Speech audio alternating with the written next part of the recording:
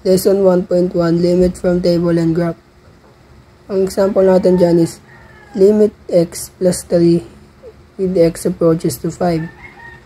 Para makuha mo yung table, yung x approaches to 5 is maminusan mo ng 0.01. So, ito yun. Para makuha mo naman yung ibang x, isang gagawin mo is yung 4.99 mo, maminusan mo pa ng 0.5. So, 0.5, 4.5, minus 0.5, 4, minus 0.5, 3.5, minus 0.5, 3. Sa next table naman, yung x approaches to 5 mo is, pa-plus mo naman ng 0.01, which ito yun, 0.01. So, 5.01.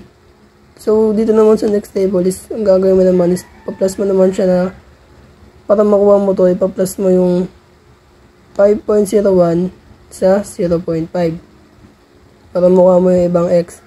So, 5.01 plus 0.5 is 5.5 plus 0.5, 6 plus 0.5, 6.5 plus 0.5, 7.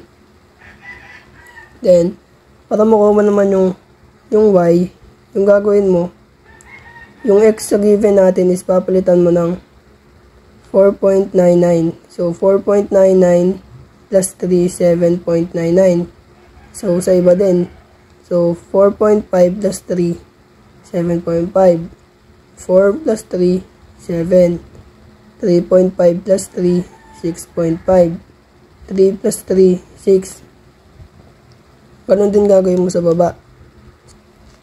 Dito naman tayo sa graph. So, yung nasa baba, ito po yung x-axis. Pagpataas, y-axis. So, titingin ka muna sa table mo. So, yung nasa table mo, yung sa x-axis is 3. And sa y is 6. So, sa x-axis muna tayo. Punta tayo sa 3. And, itututok lang natin siya sa 6 sa y-axis. So, which dito yon. Ito siya. May mark na siya dito. Tutuldukan mo. Sunod naman, 3.5 sabay 6.5. Pupunta ka lang sa may 3.5 sa gitna ng 3 tsaka 4 sabay. Ilalagay mo sa gitna ng 7 tsaka 6, which is dito yon. Kasunod is 4. Yung x-axis natin is 4. Y-axis natin is 7. So, punta ka sa 4. Tutok mo lang sa may 7. Yan, dyan. Sunod naman is 4.5. Yung x-axis natin is 4.5. Dito yung 4.5. Yung y-axis naman is 7.5. Which is dito yon. Sunod naman is 4.99. Yung x-axis natin. So, ito. Ang y-axis natin is 7.99. So, ito yon. Yan, tapos na tayo sa unang table, pag-graph. Dito naman tayo sa kasunod. So, 5.01, yung x-axis natin, 5.01. Tapos yung y-axis natin is 8.01. Ito yon.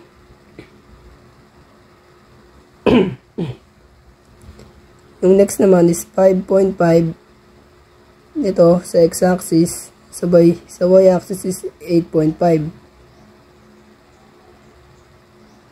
Ito. Yung next naman natin is 6 sa x-axis, sabay 9 sa y-axis. Ito yon. Ito, yung pa... Ito. Yung sunod naman is 6.5 sabay 9.5.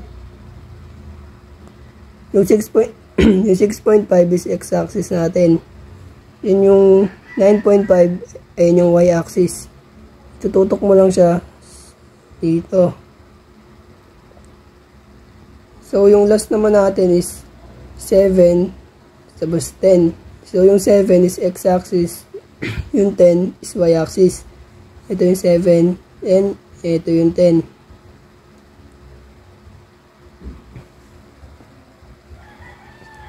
So, yan. Ganyan para makuha yung table and graph sa limits. Our topic is from lesson 1.2, limit laws. And our first example is limit of 4x cubed plus 2x squared plus 5x minus 100, x approaches to 3. Ang first process ko ay mag-expand po tayo. So, magiging 4 limit of x cubed, x approaches to 3, plus 2 limit of x squared, x approaches to 3, plus 5 limit of x approaches to 3, minus limit of 100, x approaches to 3. So, kakopy po natin ang constant, which is 4, then,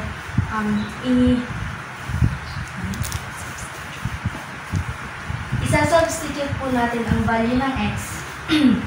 So, 4 times 3 raised to 3 equals 128 plus 2 times 3 raised to 2 equals to 18 plus 5 times 3 equals 15 minus 100 is equals to 41. And that's the final answer. So here's the second example.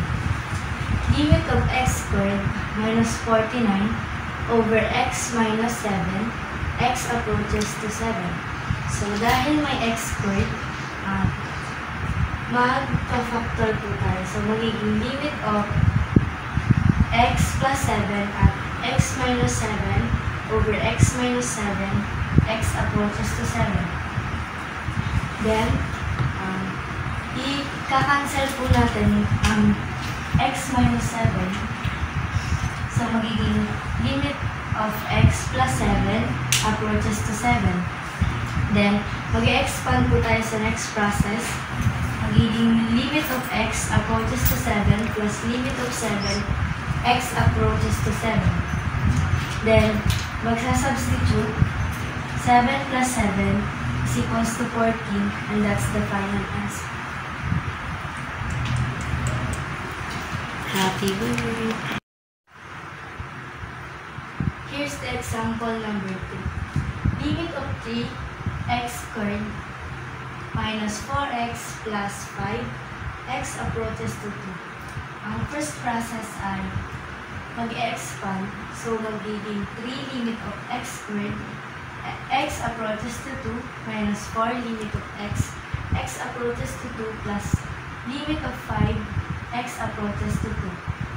And, ikakopy yung constant and mag-substitute ng value of x. So, magiging 3 times 2 raised to 2 is equals to 12, minus 4 times 2 is equals to 8, plus 5. So, ang final answer is 9. Next lesson is all about limits of exponential, logarithmic, and trigonometric function. At the end of the lesson, you are expected to compute the limits of exponential, logarithmic, and trigonometric function using table and graphs. Lesson 1.3, the natural exponential function. Number 1, the limits of e to the power of 4x approach to the positive infinite. We have here the given x, negative 2, negative 1, 0, 1, and 2, 3. That's the given of x. Then So how to solve f of x? To solve f of x, 4 multiplied to x or 4x, then shift in para lumabas yung a and then click the answer to 4x. For negative 2 equals negative 8 and then pipindutin mo yung shift in sa calculator and then lalabas yung negative 8 and then yung sagot na makukuha mo doon is 0.00 0.34. Yun ang sagot sa the f of x. So, it's the same to compute the rest or others, just like what we did to negative 2. And last, you will graph it. Just like that. And then, ipo-point out mo lang yung mga x and f of x sa graph.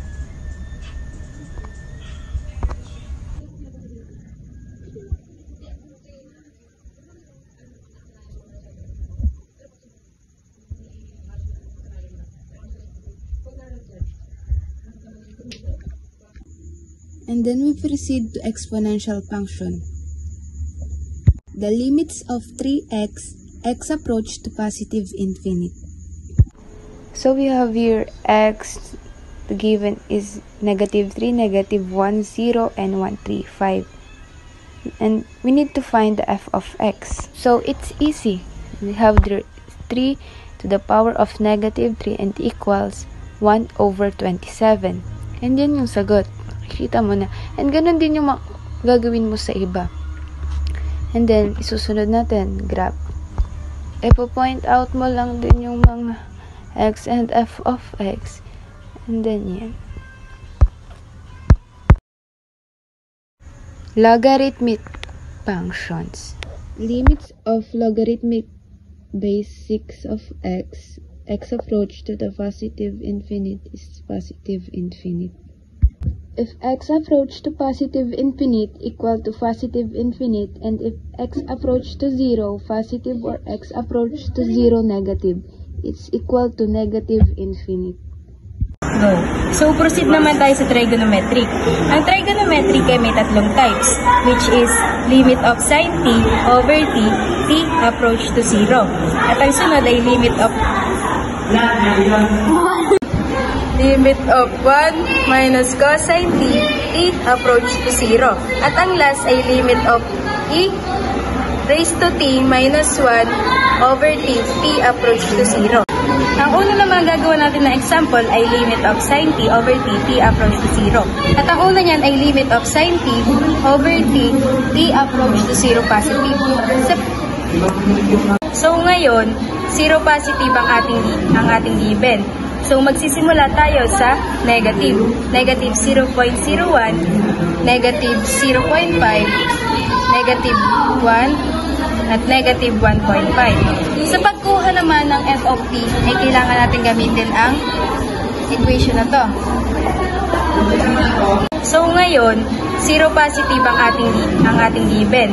So, magsisimula tayo sa negative. Negative 0.01, negative 0.5, negative 1, at negative 1.5. Sa pagkuha naman ng f of t, ay kailangan natin gamitin ang equation na to. Ito ang gagamitin natin equation. Sin, open parenthesis, t times 180 divide t.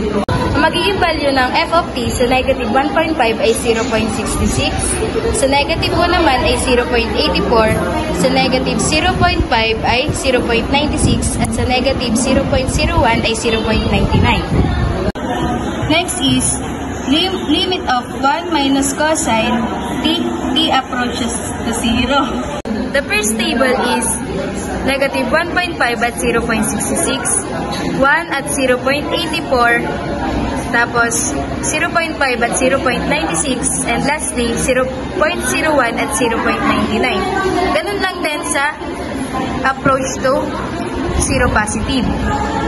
Ang equation na gagamitin natin is 1 minus cosine t. Ang ipapalit natin sa value ng t is 6, 4, 2, at 1. Tapos, times 180 divide 5. Tapos, i-divide natin sa value ng t, which is yung 1.5, 1, 0.5, at 0.01. At ang sunod ay t approach to 0 negative, kaya ang value ng t ay positive, 0.01, 0.5, 1, at 1.5. Sa paggawa naman at sa pagkuha ng sagot ng f of t ay ganito din ang gagamitin natin. So, ang magiging sagot dyan ay 0.66, 0.84, 0.96, at 0.09. Dito, katulad lang din sa sign. Kapag approach to 0 positive, ang value ng t ay negative.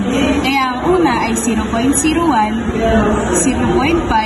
negative 1, negative 1.5. So, para makuha natin ang value ng f of t, ay kailangan natin gamitin ang kaya magiging sagot ay Nasaan yung papel mong ganito? kailangan natin gamitin ang equation ito.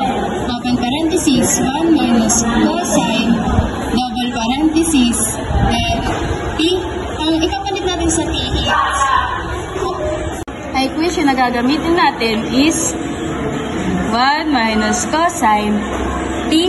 Ang ipapalit natin sa value ng t is 6, 4, 2, at 1. Tapos, times 180 divide 5. As i-divide natin sa value ng t, which is yung 1.5, 1, 0.5, at 0.01. Kaya, ang magiging sagot ay negative 0.08, negative 0.17, negative 0.65,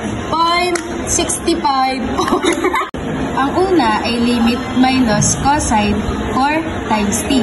T approach to 0 positive.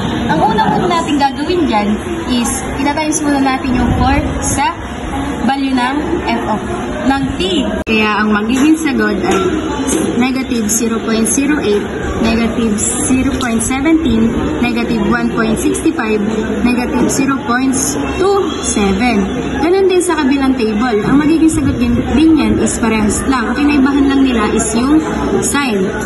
Ang last ay limit of t raised to t minus 1 over t approach to 0.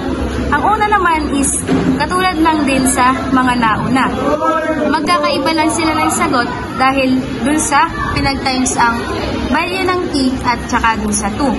Ang una natin dyan is, ang una ay 1.5 at 0.027. Ang sunod ay 1 at 1.65. Ang sunod is 0.5 at 0.17.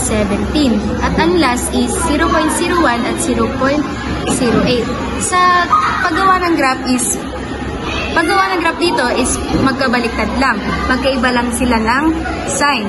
Ang una is negative 1.5 at 0.63. Ang sunod is negative 1 at 0.86.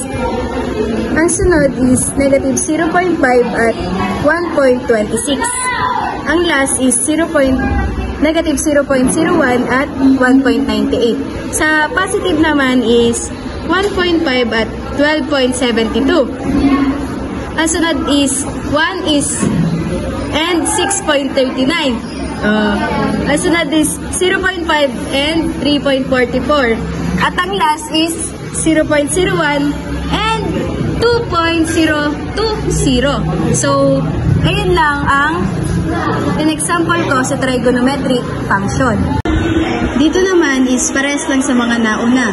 Ang pinagkaiba lang nito is dalawa yung process. Dito sa una, ang itatimes muna sa e is negative. Kaya ang magiging sagot dyan is 0.63. Sa kabila naman, ang itatimes sa e is positive 3. Kaya ang magiging sagot is 12.72. So, ilagay natin sa graph ang value ng f of t. Sa una is 0.63, 0.86, 1.26, at 1.98. Sa sunod is 12.72, 6.39, 3.44, at 2.020. Our lesson 1.4 is about continuity. Objective number 1. Understand the concept of continuity at a point. 2. Identify condition for a function to be continuous at a given point. 3. Distinguish between continuous and discontinuous function. 4. Apply the concept of continuity. 5. To analyze graph, solve problems related to a function behavior. Our lesson 1.4 is about continuity. Continuity of a number. A function of f of x is said to be continuous at the number of a if all the following three conditions are satisfied. So our first given is polynomial. The given is f of x is equals to 8x squared plus x minus 4 is continuous at x is equals to 2.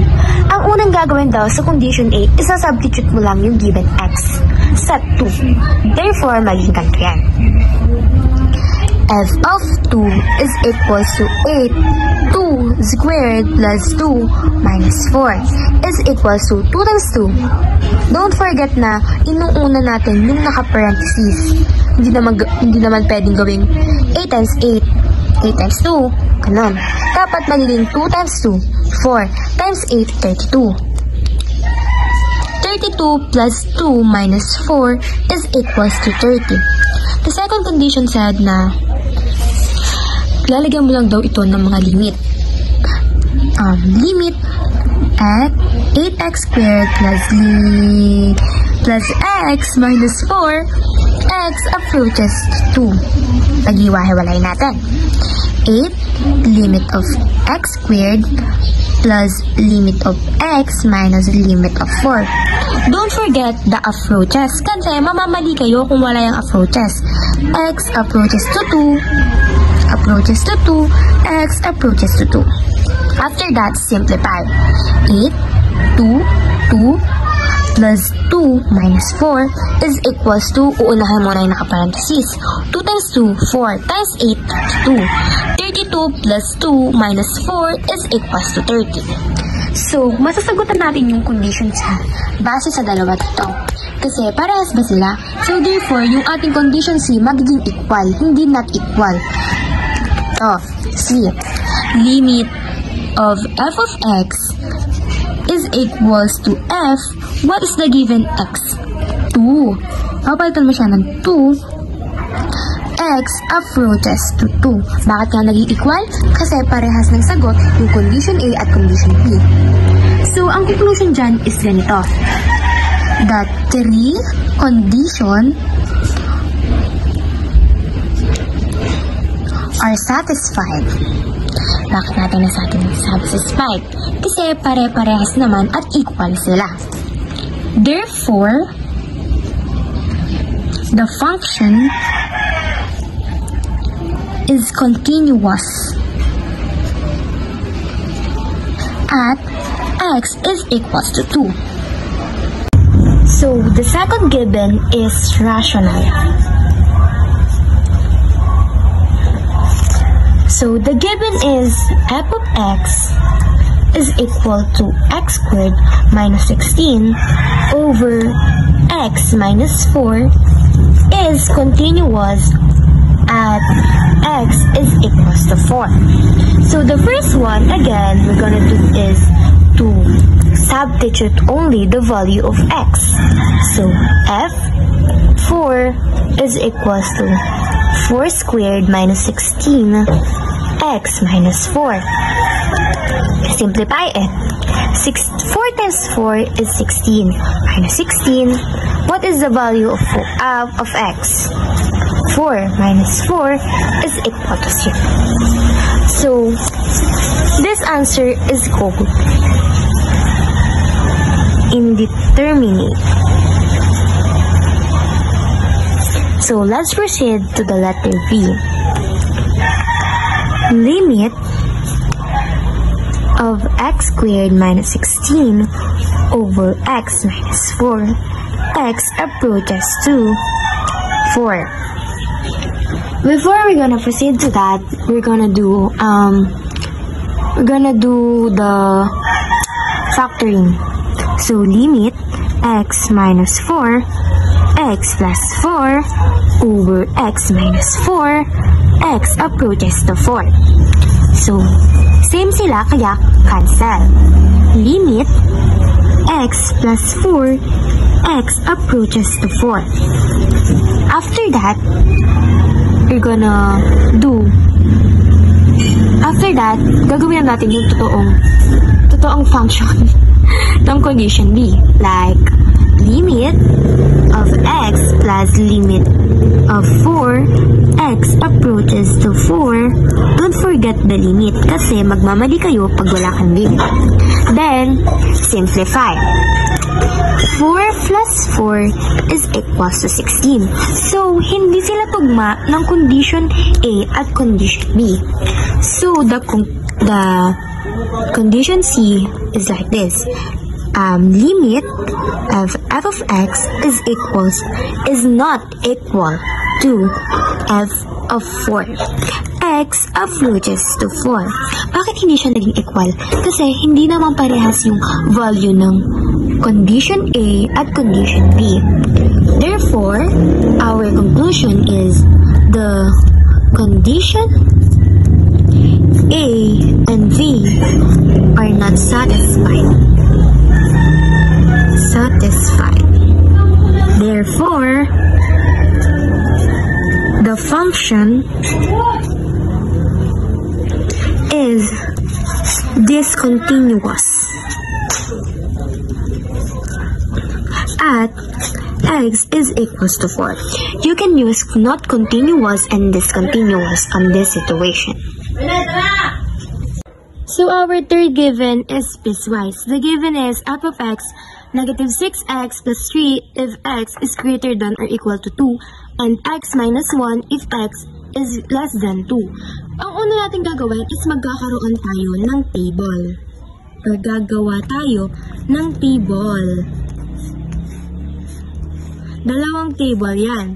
Kasi yung isa for greater than and equal to 2 at saka less than 2. Una muna is greater than or equal to 2. 2, greater than, ibig sabihin pataas, 3. Sunod ay less than 2, pababa, 1. So, just substitute the given x dito sa mga given. Negative 6x times 2, negative 12 plus 3, negative 9. Negative 6 times 3 plus 3 is equals to negative 15. The third one is 2. 2 minus 1, 1. 1 minus 1, 0. Proceed na tayo sa graph. Yan. Pwedeng hindi na kayo maglagay ng negative sa value ng x. Kasi wala namang x na negative. Only 1, 2, 3. Assume that this is negative 9 and negative 15. This is 1. So the first graph is greater than equal to 2. 2 and negative 9. So ito yon. Huwag niyo siyang lalagyan yan. Nilagyan ko lang para pantay. 3 at negative 15. Dito. May shade yan. Yan. Oh, ito naman ang gagawa natin ng graph. The less than 2. Ang unang given is 2 and 1. Open siya. Wala siyang shade kapag ang given ay less than. Ang wala lang shade, yung una sa table. At itong sunod, may shade na siya. 1 at 0. 1 at 0. May shade na. This is the graph. Proceed na tayo sa condition. The first condition, sa-substitute mo lang. Ang kukunin lang natin dito is yung may equal. So, f of 2 is equals to negative 6, 2 plus 3 is equals to negative 12 plus 3 is equals to negative 9. Bakit kaya naging negative 9 siya? Kasi mas madami yung utang mo kaysa sa bayad mo. So, let's proceed to the condition B. Limit of, parehas mo na kukunin dito, negative 6x plus 3x approaches to 2 positive. Bakit kaya 2 positive? Kasi greater than and equal to 2 siya. So, negative 6, limit of x plus limit of 3. Don't forget approaches kasi mamamali kayo. Simplify. Negative 6 times 2 plus 3 is equals to negative 12 plus 3 is equals to 9. Kukunin naman natin is yung less than. X minus 1. Oh my god, I forgot the limit. Limit x is equals to 1. X approaches to 2 negative. Bakit kaya naging 2 negative? Kasi less than siya. Ganito yan. Habain na natin. Limit x minus limit 1. Don't forget the approaches. X approaches to 2 negative. X approaches to 2 negative. Hindi siya lalagyan ng negative 2 kapag nagsasubstitute. Kasi x approaches to 2 negative, ano lang siya, representation na approaches to negative. Kaya naman, magiging 2 minus 1 is equals to 1. So, the third condition is limit f of x is not equal to limit of f of x. X approaches to 2 positive, x approaches to 2 negative. Ito, sabay silang nilalagay. Ito, mas pinadali ko lang. So, therefore, the conclusion are, the condition B and C are not satisfied.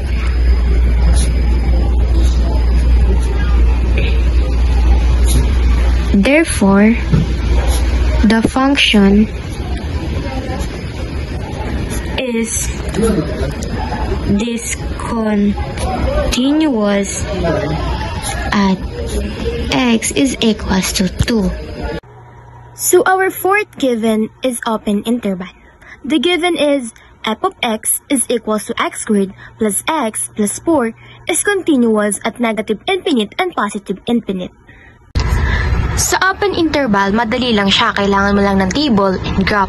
So, assume that this is negative 3, negative 2, negative 1, 0, 1, at 2.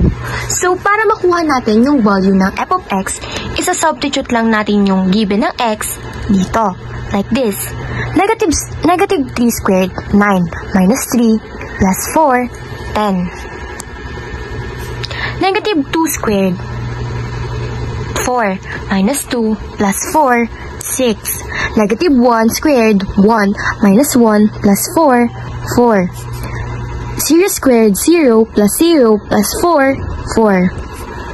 1 squared, 1 plus 1 plus 4, 6. 2 squared, 4 plus 2 plus 4, 10. After that, proceed na tayo sa graph. So, ito yung graph natin. The value, ang unang value is negative 3 at 10. Negative 3, 10. Negative 2, 6. Negative 1, 4. Positive 1, 6. Negative 2, positive 2 at 10. So, the last given is closed interval. The given is f of x is equal to square root of 16 minus x squared, negative 4, and positive 4. Ang una natin gagawin is aanihin muna natin na continua siya para makuha natin yung condition A, condition B, at condition C. The square root function is continuous on the negative 4 and 4. Number 2, proceed na tayo sa condition A, which is magsasubstitute lang tayo ng given. Ang isasubstitute natin ay negative 4 at positive 4. At ang magiging kalabasan ng sagot nilang dalawa ay 0, which is undefined. Letter V, gagawin lang natin silang limit. Limit square root of 16 minus x squared, x approaching to negative 4. Limit of square root of 16 minus x squared, x approaches to positive 4. Papalawakin lang natin sila. Kaya naman, magiging 0 din yung 0, parehas yung sagot nila. Parehas lang sila ng A at B. So, proceed na tayo sa C. Limit f of x approaching to 4 positive equals limit of f of x approaching to negative. Hello everyone, next lesson is all about discontinuity. We have 3 types of discontinuity: the removable, jump, and infinite discontinuity. At the end of this lesson, you should be able to identify the different types of discontinuity in functions and illustrate the different types of discontinuity such as removable, jump, and infinite. First, the removable discontinuity or hole discontinuity. It occurs when there is a hole in the graph of the function. For example, f of x is equal to x squared minus 64 over x minus 8 at x is equal to 8. The condition A, if f of A exists. So f of 8 is equal to 8 squared minus 64 over 8 minus 8. 8 squared is equal to 64 minus 64, copy lang. 64 minus 64, 0. 8 minus 8, 0. The answer would be indeterminate. Next, the condition B. The limit of f of x as x approaches to a exists. So limit of x squared minus 64 x minus 8 as x approaches to 8. Now we're gonna find the factor of x squared minus 64 para hindi ito mag-0. X plus 8 times x minus 8 over x minus 8. Cancel. Ang matitira lang ay limit of x plus 8 as x approaches to 8. Now, i-expand na natin siya. Limit of x approaches to 8 plus limit of 8, x approaches to 8. 8 plus 8 is equal to 16. Next, the condition C. If the limit of f of x as x approaches to 8 is equal to f of 8. Since ang limit of f of x approaches to 8 natin ay 16 and ang f of 8 natin is indeterminate, not equal.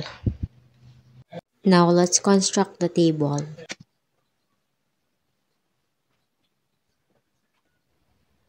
So, ang x natin ay 6, 7, and 9 since x is equal to 8. So, ang gagamitin natin equation para masolve ang f of x ay ito.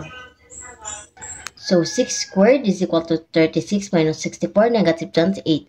Divide 6 minus 8, negative 2. Negative 28 divide negative 2, 14. 7 squared, 49 minus 64, negative 15. 7 minus 8, negative 1. Negative 15 divide negative 1, positive 15. 9 squared minus 64, 81 minus 64, 17. 9 minus 8, 1. 17. Now, let's construct the graph.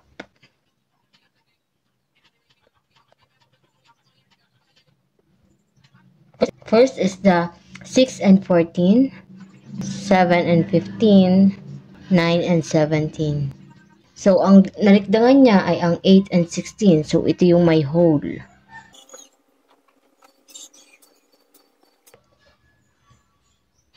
Next, jump or essential discontinuity. It occurs when the graph stops at one point and seems to jump at another point. In a jump discontinuity, the left hand and the right hand limits exist but are not equal.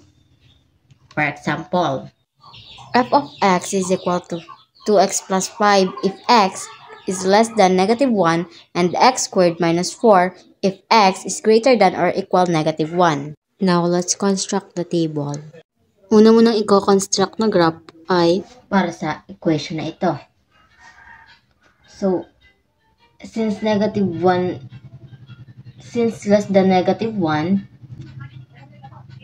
negative 2 ang next. Negative 2 times negative 1, negative 2. Plus 5, 3. 2 times negative 2, negative 4. Plus 5, 1. Negative 1, greater than negative 1, 0. So, negative 1 squared, 1. Minus 4, negative 3. Negative 4. Now let's construct the graph.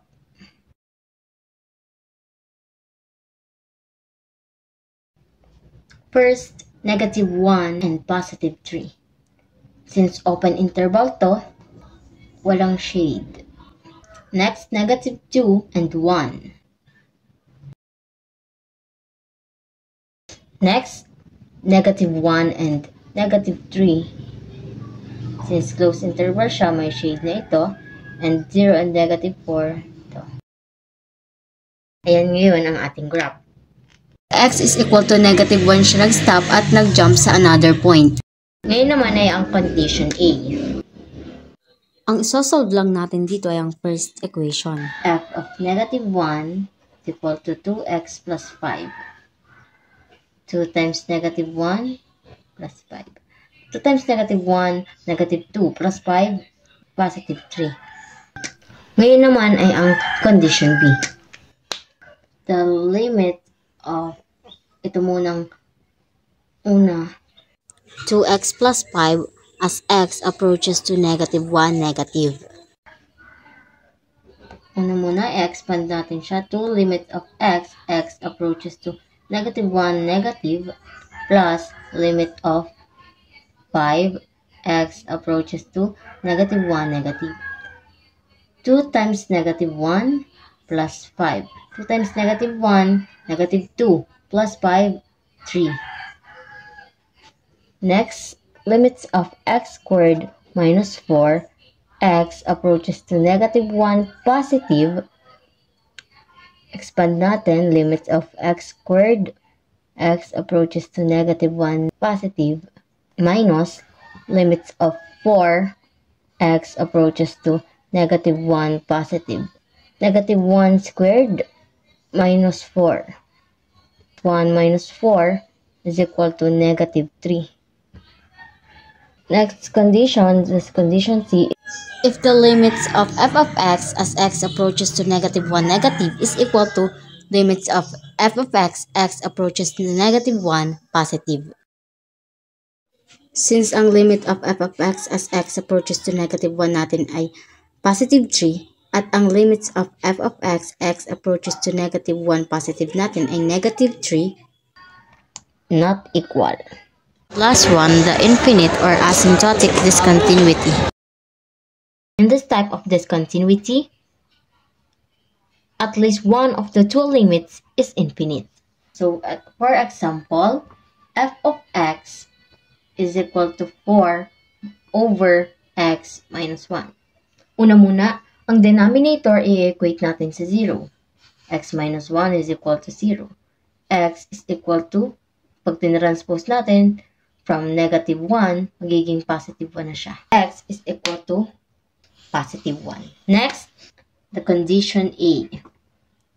If f of A exists, f of 1 is equal to 4 over x minus 1. 4, ang x natin is 1 nga, minus 1. 4 over 0. Since 0 ang denominator, ito ay undefined. So, ang conclusion natin dito, the condition is not satisfied. Therefore, the function is not discontinuous at x is equal to 1. Ngayon naman, the condition B. Find the limits. Unahin muna natin ang from the left of x is equal to 1, approach to negativity. Una muna, dito muna kayo magsisimula sa dulo. 1 minus 0.01, 0.99. Then 1 minus 1, 0. 0 minus 1, negative 1. Negative 1 minus 1, negative 2. Negative 2 minus 1, negative 3. Next ay ang f of x. Dito muna tayo sa negative 3. 4 over negative 3 minus 1. 4 is 4 over negative 3 minus 1, negative 4. Negative 4 divide negative 4, negative 1. So, negative 1. Negative 2 naman. 4 over negative 2 minus 1. 4 over negative 3. 4 divide negative 3 is negative 1.33. x ay ang negative 1. 4 over negative 1 minus 1. 4 over negative 1 minus 1, negative 2. So 4 divide negative 2, negative 2. I-repeat lang natin. Negative 4. 4 divide negative 0.01 is negative 400. So, yan ang table natin for from the left of x is equal to 1 approach to negativity. Next na table naman ay para sa from the right of x is equal to 1 approach to positivity.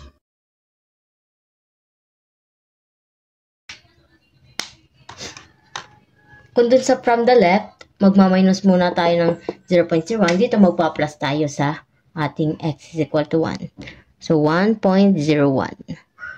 Then, 1 plus 1 naman tayo. Hindi na tayo minus 1. 1 plus 1, 2.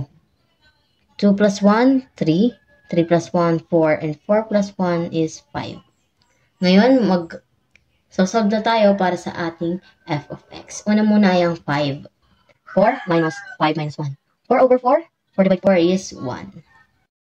Repeat lang natin para ma-solve natin ang f of x. Ganun din naman ang process ng pagsosolve ng f of x kagaya nung sa 5. So, yan naman ang table natin para sa from the right of x is equal to 1 approach to positivity. Ngayon, mag-graph na tayo. Unahin muna natin ang from the left of x is equal to 1 approach to negativity. Una muna, negative 3 and negative 1. Dito. Next, negative 2 and 1.33. Negative 2 and negative 1.33. So, ito ang negative 1.5 before 1.5. Next ay negative 1 and negative 2. 0 and negative 4. Dito. 0.99 and negative 400. Ang graph natin ay papaganto. Ito na ngayon ang ating first graph. Next is from the right of x is equal to 1 approach to positivity. Una muna ay positive 5 and positive 1. Sunod ay positive 4 and positive 1.33. Next, positive 3 and positive 2. Tapos positive 2 and positive 4. Last, 1.01 and 400. So, ang graph natin ay... And dito naman ang second graph. Huwag natin kakalimutan ang asymptotes.